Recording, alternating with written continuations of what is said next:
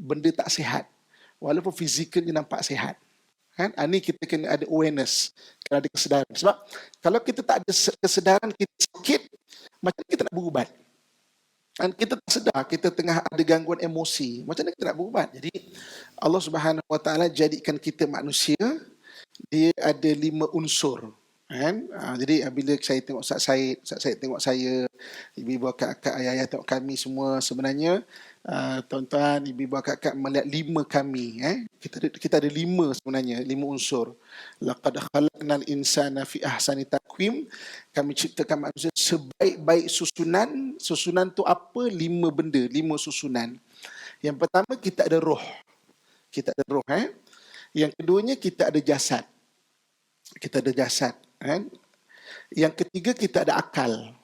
Kita ada akal. Yang keempat, kita ada hati. Dan yang kelima, kita ada nafsu. Sekali lagi pertama roh, yang keduanya jasad, yang ketiganya akal, yang keempatnya adalah hati kita, dan yang kelima nafsu. 5 unsur diri manusia tu. Jadi bila kita bicara mengenai apa-apa pun, tarbiyah ke, ilmu ke, ataupun pendidikan ke, dalam Islam, pendidikan tu dia akan tertumpu kepada kelima-lima ini. Kalau kita perasan, baca Al-Quran, baca hadis, apa yang Ustaz sampaikan, apa para ulama kita atau para ilmuwan kita sampaikan, dia membawa kita untuk sihat kepada 5 benda ni. Sihat roh kita, sihat jasad kita, sihat akal kita, sihat hati kita, dan sihat nafsu kita. Kelima-lima ni kena sihat. Benda yang paling membimbangkan kita dan juga pakar-pakar perubatan dunia ketika pandemik ni adalah kesihatan mental. Banyak orang berlaku kesihatan mental. Dan kesihatan mental ni dia bukan semata-mata kita tengok bila sebut kesihatan mental, kita anggap orang gila, cakap tepi jalan, kan? Kesihatan mental ni kalau ikut DSM-5, Diagnostic Statistical Mental Disorder, DSM-5, versi yang kelima, ada kurang lebih 1,800 penyakit mental ni.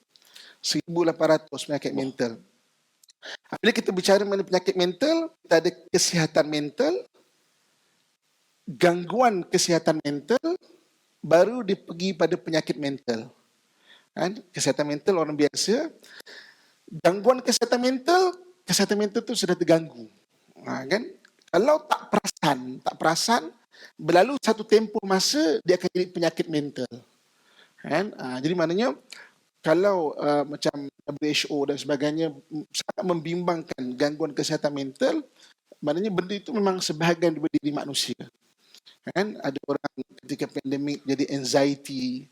Anxiety ni kerisauan yang melampau. Ada orang yang jadi depression, kesedihan yang melampau. Ada orang dan berbagai-bagai lah. Sebab itu kalau kita nak tengok tarbiyah Ramadan ni sebenarnya dia tarbiyah kepada 5 unsur ni. Biar 5 unsur ni sihat. Nanti mungkin kita boleh detailkan lagi macam mana nak sihatkan ke 5 unsur ni kan. Sebab kalau kita tengok satu orang tak stabil, dia ada masalah, mengamuk-ngamuk, kan? Sedih, kan? Update kat Facebook masalah rumah tangga, ada something wrong dekat salah satu unsur badan dia. Kita tengok kan, dia ada something wrong pada salah satu unsur badan dia. Kadang tengok badan sihat kan, ketak-ketak, seat pad, kadang-kadang berlalu umur dah one pad lah kan. Single pad. So one pad. Okay. Tapi ada something wrong dekat salah satu unsur badan dia. Sebab tu jadi mukit-mukit, jadi marah-marah, jadi tak hormat mak ayah, jadi maksudnya update benda-benda status personal dekat Facebook, satu dunia tahu bergaduh laki bini, ada something wrong. Benda tak sihat. Walaupun fizikalnya nampak sihat. Kan? Ini kita kena ada awareness, kena ada kesedaran. Sebab kalau kita tak ada kesedaran kita sakit, macam mana kita nak berubat? Dan kita tak sedar kita tengah ada gangguan emosi. Macam mana kita nak berubat? Contoh, kereta tak hidup. Kan? Kita pagi nak datang masjid, kita hidup kereta kan. Tak hidup. Apa pasal kereta ni tak hidup? Oh, tayar tak cukup angin. Maka kita pump tayar sampai meletup pun kereta tu takkan hidup. Sebab apa? Sebab dia punya penyakit kita tak ada awareness. Kenapa dia hidup? Kan? Diri kita kena ada awareness. Kena ada, sebab tu Allah sebut, wa fi anfusikum afala tubsirun. Diri kamu kena perlu perhatikan. Ada sihat ke tak? Dan takrifan sihat, saya sebut tadi, sihat. Roh kita kena sihat, jasad kita kena sihat, akal kena sihat, hati kena sihat, nafsu kena sihat. Benda-benda berkaitan dengan kesihatan mental antaranya anxiety. Anxiety ni kerisauan melampau. Okey, kadang-kadang bila orang ada kerisauan melampau, dia start mengganggu jasad dia. Dia bermula dengan hati ataupun mental dia. Okey, mental risau atau hati risau, dia mengganggu jasad. Kalau mengganggu jasad, boleh sampai panic attack. Panic attack ni orang sampai rasa tak boleh bernafas.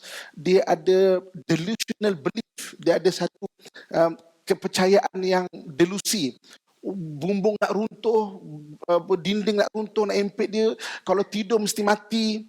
Kan? Sampai akhirnya Zat, dia punya nafas tak berapa stabil. Tak smooth. Okey, tak stabil Zat.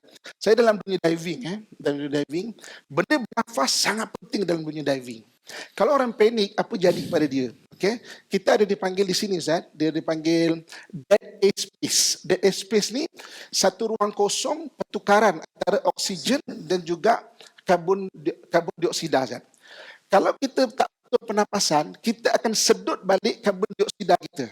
Tak percaya, dalam 2 minit, cuba kita buat bernafas dengan pendek-pendek. 2 minit, kita akan start pening. Pening, kita start nak muntah. Sebab apa? Kita punya kadar oksigen, saturation kita tak drop. Kalau orang panik, orang anxiety, dia akan jadi macam tu. Dia start tak perasan. Kan? Jadi dia sedut balik carbon dioxide dari badan kita dan akan mengurangkan saturation oksigen. Maka sebab tu orang panic attack boleh jadi pengsan. Kan? Orang boleh jadi macam mabuk, boleh jadi nak muntah. Kan? Sebab itu kita kena ada awareness. Dan benda ni Zat, dia bukan cerita zaman moden kita. Satu ketika Nabi SAW masuk ke Masjid Nabawi. Masjid Nabawi itu rumah Nabi tepi itu saja. Dan Nabi bertemu dengan satu orang bernama Sayyidina Abu Umamah. Dan Nabi bertanya, wahai Abu Umamah, dalam waktu duha lah, dalam mungkin waktu macam ini, kenapa kau duduk kat masjid? Orang lain keluar kerja, kau duduk dengan keadaan murung. Apa kata Abu Umamah? Wahai Rasulullah, the sadness, kesedihan dan anxiety ini sangat-sangat maknanya mengganggu hidup aku. Maknanya benda anxiety, benda-benda kesihatan mental, benda-benda kesihatan emosi ini sebagai manusia sejak dulu lagi ada. Kan? Dan bagaimana Nabi SAW kemudian mengajarkan doa. Nanti kita akan kongsikan apa doa itu. Maknanya macam mana kita nak overcome kita punya kesihatan diri kita ni. Bila sebut kesihatan, saya lebih suka bicara 5 unsur kesihatan dalam diri kita ni. Allah.